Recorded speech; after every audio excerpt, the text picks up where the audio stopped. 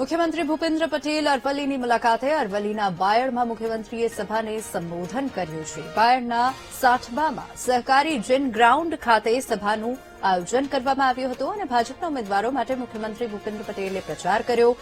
બાયડના town હોલમાં સર્વજ્ઞાતીય સમૂહ લગ્ન માટે સીએમએ લગ્ન પાનેતરનું વિતરણ પણ કર્યું. ચતુર્થ સર્વજ્ઞાતીય સમૂહ લગ્ન મહોત્સવની અંદર આજે 111 દીકરા દીકરીઓને પાનેતર વિતરણ અને શેરવાની વિતરણનું આયોજન કરવામાં આવ્યું હતું. એની અંદર ગુજરાતના મૃદુ અને મક્કમ મુખ્યમંત્રી શ્રી ભૂપેન્દ્રભાઈ પટેલ સાહેબ દાદા અહીં ઉપસ્થિત રહ્યા અને દીકરા દીકરીઓને આશીર્વાદની સાથે દીકરીઓને પાનેતર અને દીકરાઓને શેરવાનીનું વિતરણ કર્યું. ગઈ વખતે વાવાઝોડાની અંદર માન્ય મુખ્યમંત્રી શ્રી આવ્યા હતા અને ઠેક બાયડ સુધી પહોંચ્યા અને અનિવાર્ય સંજોગો વસાત સ્ટેજ સુધી ન આવી શક્યા, પરંતુ એક સામાન્ય પ્રોગ્રામની અંદર ઉપસ્થિત રહીને એક સુંદર ઉદાહરણ પૂરું પાડ્યું. એમણે તમામ એમના મેસેજ આપ્યો એમણે કે તમામ સમાજો એક સાથે, ધારો કે સર્વજ્ઞાતીય સમૂહ લગ્ન થતા હોય એટલે બધા પારિવારિક રીતે જોડાય, તમામ સમાજો એક સાથે લગ્ન ગ્રંથિથી જોડાય અને એક સુંદર ઉદાહરણ એકતાની ભાવના પ્રેરાય.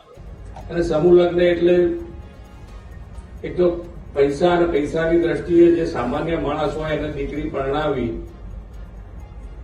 એ આપણા બધાને ખબર છે કે જયારે દીકરી મોટી થાય ને એને પરણાવવાની હોય, પૈસા હોય નહીં, તો આ દરેક સમાજે લગભગ અત્યારે બધા સમાજમાં ખૂબ સારું આયોજન સમૂહ લગ્નનું થાય છે. એટલી મોટી ચિંતા તમારી ટાળી દે કે ન પૂછવા તેમ નહીં, આ સર આપણું ભલું થજો કે આપણને આ સમૂહ લગ્ન કરી આપે તો દીકરી આરામથી પરણી જાય.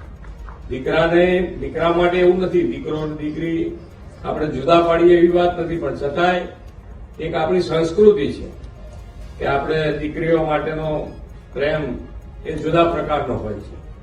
અને એમાં આ સમૂહ લગ્ન થવાથી આપણને સામાજિક દ્રષ્ટિએ, બધી જ દ્રષ્ટિએ ખૂબ સારું આયોજન, બધા એક સાથે મળે, કોઈ સમરસતાનું ઉત્તમ ઉદાહરણ આ સમૂહ લગ્ન છે.